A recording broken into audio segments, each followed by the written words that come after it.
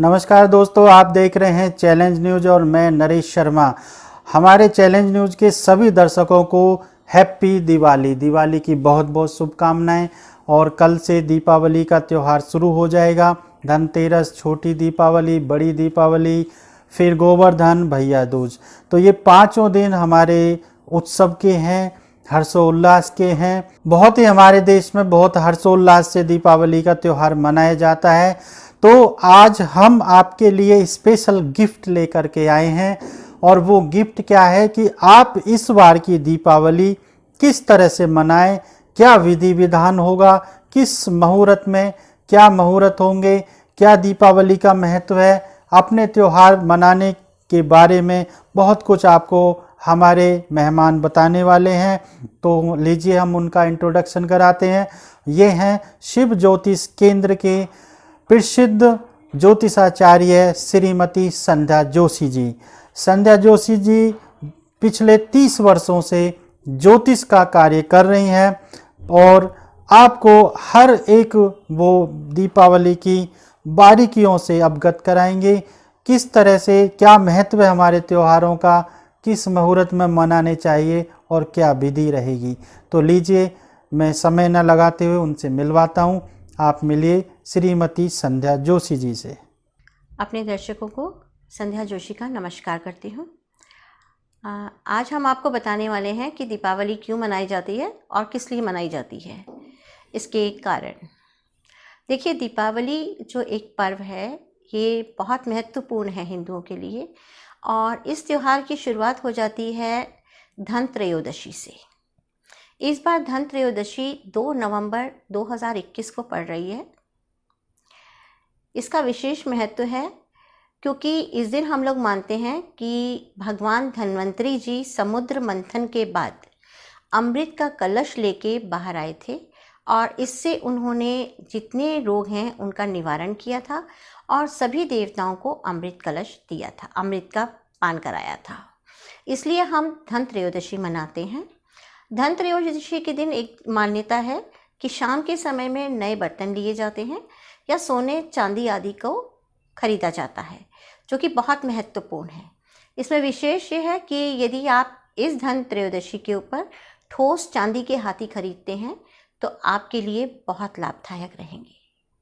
इसके बाद दूसरा त्यौहार आता है हमारा छोटी दीपावली, जिसे हम नरक चतुर्दशी या रूप चौदस भी कहते हैं।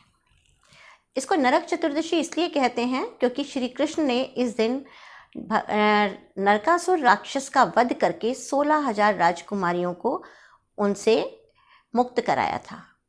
उनके मुक्त कराने के कारण इस दिन हम छोटी दीपावली मनाते हैं। साथ ही साथ उनके भव्य स्वागत की तैयारी की गई थी द्वारिका में और गोकुल और वृंदावन आदि में, तो वो उसके दूसरे दिन की गई थी। तीसरी बीज रूप चौदस हम इसको इसलिए कहते हैं क्योंकि दिवाली की सफाइयाँ लगभग 15-20 दिन पहले शुरू हो जाती है। तो उसके छोटी दीपावली पे तेल अभ्यंग का भी एक ये कारण होता है कि उस दिन हम लोग अच्छे से तेल वगैरह लगा के और स्नान आदि सुबेरे ब्रह्म मुहूर्त में करके पूजा करते हैं। इस बार विशेष ये है कि चौदस जो तिथि है वो टूट रही है, क्योंकि हम लोग मानते हैं कि यदि सूर्योदय के समय जो तिथि होती है वही मानी जाती है, तो चौदस तिथि कट रही है। चौदस तिथि पूरी ना होने के कारण हम यम का दीपदान जो है वो धनतेरस पे भी कर सकते हैं, और नहीं तो छोटी दीपावली पे तो करते ही हैं। इस दिन रात्रि के समय एक कच्ची मिट्टी का दिया लगाया जाता है यम के लिए, जो घर के बाहर रखा जाता है बच्चों के सोने के पश्चात। तीसरा पर्व और महापर्व जिसे हम कहते हैं वो है बड़ी दीपावली। बड़ी दीपावली का एक मुख्य कारण तो सभी लोग जानते हैं कि इस दिन श्री रामचंद्र जी वनवास से वापस अयोध्या आए थे और अयोध्या में अपने भाई लक्ष्मण सीता जी के साथ लौटे थे, अपने मित्रों के साथ, और उनके भव्य स्वागत के अंदर दीपदान किया गया था। पूरी अयोध्या को दीपकों से सजाया गया था। इसका दूसरा कारण ये है कि चौदस के दिन श्री कृष्ण जी ने नरकासुर का वध किया था, जिसके कारण उनके स्वागत में दूसरे दिन दीपदान करके दिवाली मनाई गई थी और उनका स्वागत किया गया था। इसका तीसरा कारण मानते हैं कि पांडव इस दिन अपने वनवास को पूरा करके लौटे थे। पांडव वापस आए थे अपने राज्य में और उनके राज्य के लोगों ने दीप लगाए थे उनके स्वागत में। इसका एक और विशेष कारण है कि राजा विक्रमादित्य ने इस दिन विजय प्राप्त करी थी और साथ ही साथ हमारे विक्रमी संवत की शुरुआत की थी, इसलिए भी हम दीपावली मनाते हैं। ये तो रहे वो कारण जो ऐतिहासिक हैं। इसका एक बहुत बड़ा प्रमुख कारण है जो लोगों को नहीं मालूम, क्योंकि यदि हम विज्ञान की दृष्टि से देखें तो इसका तथ्य यह है कि इस दिन सूर्य जो है तुला राशि में अपने परम नीच अंश पे होता है। एक तो तुला राशि, अमावस्या और फिर परम नीच अंश। अब देखिए, जितने भी कुत्सित कार्य होते हैं या बुरे कार्य होते हैं वो सारे ही अंधेरे में होते हैं, क्योंकि सूर्य जो है वो नीच का है। तो यहाँ पे और भी बुरी चीज़ें उत्पन्न ना हो जाए, उस चीज़ को दूर करने के लिए हम सूर्य के बराबर प्रकाश तो नहीं दे सकते, लेकिन इतने दीपक लगाते हैं कि शायद सूर्य का एक किरण के बराबर हो जाए, इसलिए हम दीपक लगाते हैं। इसके पश्चात आता है गोवर्धन पूजा, जिसे हम अन्नकूट के नाम से भी जानते हैं। इस दिन श्री कृष्ण जी ने पूजा की शुरुआत की थी, क्योंकि सभी लोगों उससे पहले इंद्र की पूजा करते थे। उन्होंने गोवर्धन पर्वत को उठा के लोगों की रक्षा करी और गोवर्धन की पूजा प्रारंभ की थी। इसलिए इस दिन अन्नकूट बनाया जाता है और साथ ही साथ भगवान कृष्ण जी को 56 भोग लगाए जाते हैं। इसके बाद आता है अंतिम त्यौहार इस पर्व का, वो है भैया दूज। भैया दूज के लिए कहा जाता है कि इस दिन भगवान यमराज जो हैं अपनी बहन यमी यानी यमुना से मिलने के लिए उसके घर गए थे। जब उसके घर गए तो यमुना ने कहा कि भाई बहुत दिनों बाद आए, उन्होंने अपने भाई का टीका किया और कहा कि मुझे ये वरदान दो कि जो भी इस दिन अपनी बहन के घर टीका कराए वो अमर हो जाए।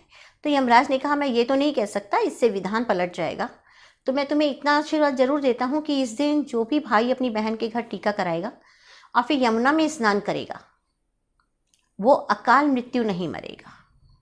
तो इस प्रकार से भैया दूज की शुरुआत हुई। अंत में मैं ये कहना चाहती हूँ कि छोटी दीपावली, उस दिन हम हनुमान जयंती भी मनाते हैं। हनुमान जयंती क्योंकि इस दिन सीता माता ने अपना सिंदूर देकर हनुमान जी को सिंदूर दान किया था और अजय अमर होने का वरदान दिया था। क्योंकि उस दिन उन्हें एक अजर अमर होने का वरदान मिला था, इसलिए हम कार्तिक 14 को भी, कृष्ण 14 को भी हनुमान जयंती मनाते हैं। और दूसरा जिस दिन उनका जन्म हुआ था चैत्र शुक्ल पूर्णिमा को, उस दिन मनाते हैं। तो इस तरह से ये हमारे पर्व हैं जिनके बारे में आपको बताया। और दिवाली जो है इस बार स्वाति नक्षत्र आयुष्मान योग के अंदर पड़ रही है, तो बहुत शुभ है। ये बहुत ही साधना के लिए अनुकूल समय रहेगा। शाम की पूजा का समय रहेगा 6:09 से 8:04।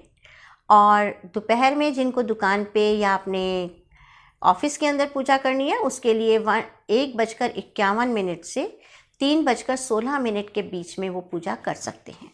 हालांकि ये दिवाली जो है निशीत काल और महानिशीत काल व्यापिनी है, इसलिए इस बार की दीपावली बहुत शुभ हो। आप सभी को दीपावली की शुभकामनाएं। नमस्कार।